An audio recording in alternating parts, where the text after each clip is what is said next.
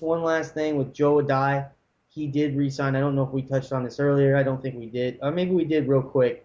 But Joe Addai, yeah, he is back with the Colts. And so that Delanie Carter guy I've been really big on this summer. That's going to be a no go. I still think you need to keep an eye on this guy. If you're like in 16 type leagues or something like that, definitely get him on your roster because Joe he is definitely injury prone. And I do think that Carter is going to be a factor in fantasy teams and in leagues some, at different points, maybe even at this time this year. So this is a situation where I know Manning lobbied for a die, but at the end of the day, I just don't know if that guy's going to stay healthy. And then there's going to be an opportunity for Carter to be the guy there down the stretch or at different points in this season. So that's an interesting situation to watch out for. But yes, die does creep back in, expect into probably even maybe even as high as the top 25 running backs for fantasy because he is probably going to get the main bulk of the work there in that situation. I think Manning, especially with the neck problem, I think he's sold to ownership that the reason why they need to get that guy back is because of the pass protection problems that Donald Brown had. And at the bottom line, Carter is still a rookie with not a full offseason to work on his pass protection. And with Peyton having that neck, I think he wanted to save his neck with a good veteran who could help pass protect and make sure he could get to his assignments. I don't know. Something tells me Peyton Manning's pretty darn close to what's going on. It doesn't seem like they're going after any big free agent acquisitions. And all I heard, was that he had his contract set up where he could adjust down to give them room to sign people with the salary cap. And then he came out and just signed a contract with no discount at all. So something's telling me that the Colts aren't in the market. And then he is like, well, if you're not going to get in the market to get someone, then I want someone. I want you to sign a die back again because I need to have people around me that I'm familiar with. If you want me to compete with New England, who's going out and adding, defensive players, and they're adding in the receiver again, and they're, at least they're doing things, and you guys aren't going to do anything. Okay, well, you bring a die back, and a die is a killer for that rookie. I mean, Manning wants him. Manning's going to make sure he gets the ball. So unless he gets hurt, then you're just going to split. And a die, what was it? He had 9 touchdowns, 10 touchdowns the year before. Not a lot of. He didn't have to carry the ball and be a true number one running back, but doggone, he still got a lot of touchdowns. I was really counting on stealing that running back in the draft. And We'll say this, Red Dog, there were a lot of people starting to talk up Carter here throughout the summer. This was a guy who was starting to pick up steam, but he was still going into nice value that could be had, and I was really high on him. I know way back, when I saw them drafting him and everything. I thought that was a really nice fit. I still do think it's a nice fit. And really, I think if you can stash him, make sure you stash him because at some point he's going to play a factor on this team because he don't stay healthy. And Donald Brown, he's not going to be doing nothing. They don't trust him for squat. So it's going to be a situation where Carter ends up making a factor at some point this season. And it can be a key guy for you that you're going to want to have on your squad. Now, it just depends on how deep your league is. And if you can afford to hold him or not in between. I'll tell you what about the Colts. You can forget about the Patriots. You can forget about the Jets. You can forget about the Eagles. You're going to have to start worrying about the Texans because where they go, they get probably the number 2 corner out there to get in free agency in Jonathan Joseph. The Bengals, good solid corner.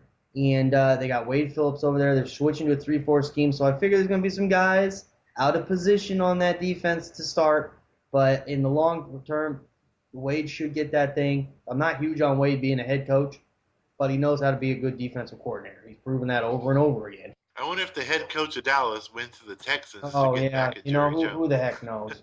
But the bottom line is that I think the Texans are going to be the ones in the playoffs, and I don't know if Dallas is going to be in the playoffs, so maybe he's going to use that, to say, well, look at where I'm at. But the bottom line is this is a situation where they're going to have to watch out for. It's going to be interesting. I think the Texans take the Colts. Right now, Peyton, they're hoping. I think they're really hoping that he's going to be ready to start the season. I think he will be.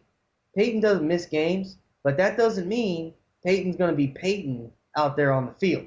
They may also have to run the ball a little bit more, which could be another reason why they have Addai, because they're going to use Addai and Carter, because they're going to have to run the ball more with his neck situation to help protect him, because he's just not going to be able to do that. We saw Manning play all 16 games a few years back when he had that knee problem, but he was clearly not the Peyton Manning stat-wise, especially early in the season. He was slow. Now, this isn't a knee, it's a neck, but it's the second year in a row he's had surgery on that neck. And we saw last year, there was times where he didn't look right on the field. He'd throw a ball, would go down into the dirt or something. I mean, he didn't quite, he's grimacing and this and that. And we now know that that neck was not quite right.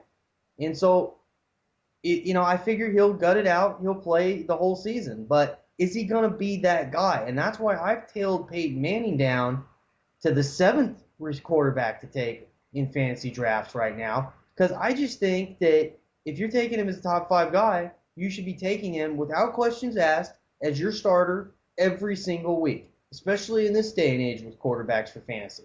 And right now, especially if you're like in a 10-team league where you can maybe cheat a little bit because it's not as big a league. I don't know. I mean, if this guy starts having a slow start with the neck, the confidence starts to wane, and all of a sudden you've had to take this guy as maybe a top 3 round pick, and your confidence is starting to get shaken. I don't want a guy where his confidence is shaken. So I'm dropping him to 7, at least for now, until we start to see, hey, this guy is going to get out there. He's throwing the ball again, at least, and things are starting to look better. What do you think about that, Red Dog, as we're finishing up here? So long as he's got reasonable weapons at his receiving core that can catch the ball, he can make that running game work the way it's worked. Um, and this is football, so when it comes right down to it, he'll go in that locker room, he'll take a painkiller injection in the neck, and he'll play football. And the next day, he'll be sore as heck for 3 or 4 days, and he may miss some practices. And then Friday he'll get in some throws, and then he'll be out playing on Sunday again. Yeah, I just wonder if they're going to put him on a pitch count at some point. These are the things I get curious about. It's like, hey, I can do about 30 throws a game, but then after that, my neck really starts to get sore. I mean, I can't freaking move for 4 days after the game. And they'll rest him and everything, but at the same time, they may start putting him on a pitch count. What I'm saying is, to take him as a top 5 guy, I want the guy who's going to throw the ball like, I don't know what, 40 times a game without, pain, I mean, with that kind of pain. And, or this is another interesting situation.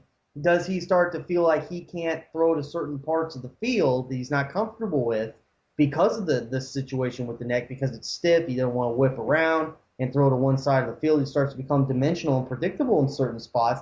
Defenses start to pick that up, and that starts to become a problem because they can start shrinking the field down on him. These That's are all true. the things that can come into play when you've got this type of a neck. This is a legit neck situation, and every defensive coordinator knows to watch out for this. Now, I think they play the Texans week 1, so he may get away with it there. But as we move deeper into the season, they're going to start watching film on him. They know about the neck, and they're going to start watching for little tendencies like this and start to try to pick that out on him. It's just an interesting thing to watch, and when I know that's getting real deep into it, but it's just the type of things that when I start having question after question after question, I'm not as confident at just taking Peyton Manning saying, hey, he's my stud, and I'm going to start him every week. And would I take him over Philip Rivers? Would I take him over Tom Brady? Would I take him over even Tony Romo? I'm not so sure that I would right now, because those guys, I know there's been a little bit of movement and loss here and there with the offensive line with Romo. I just feel like those guys, I could start them every week, crack a beer open, and watch them go. Yeah. Well, I think on the surface, the fact that Manning wants to die back in there, then you pretty much know they're going to run the same offense, and they're going to throw the ball downfield and run off the throw. But I think you hit a pretty good point. With a bad neck, you got to kind of keep an eye on what throws is he not throwing. Um, and you're right. I mean, if he's not making those throws because his neck or he's got an injury he's playing off of, and he can't make that throw. Uh, NFL defensive coaches and scouts and they're gonna pick up on that, and if they pick up on that and start squeezing the field somewhere else, then it gets more tough. And where it can get tough is when you start getting closer to the red zone, where the defense can can tighten things up anyway.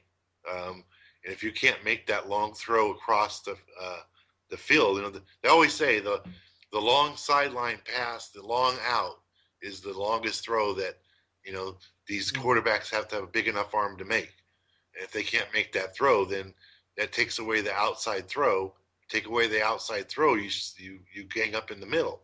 So, and that's death for a quarterback. A quarterback ain't going to make it in this league if you can't make that throw. So, I think you got something that you keep an eye on. If he's not making that throw outside, then and he starts shying away from it, then definitely they're going to squeeze the rest of the field down. And that affects his tight end, who's been he's always had a great tight end to throw to. Why?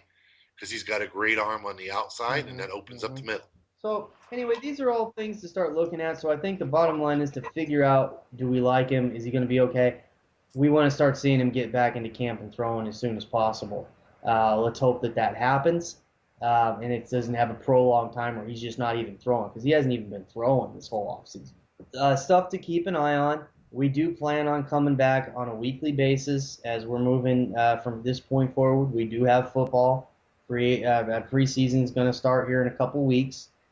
So the madness continues. Again, we're going to have a lot of profile updates this week, and then we're going to probably hoping by the end of this week coming up, I'll have the reassessed rankings up on the website, the first reassessed rankings for August.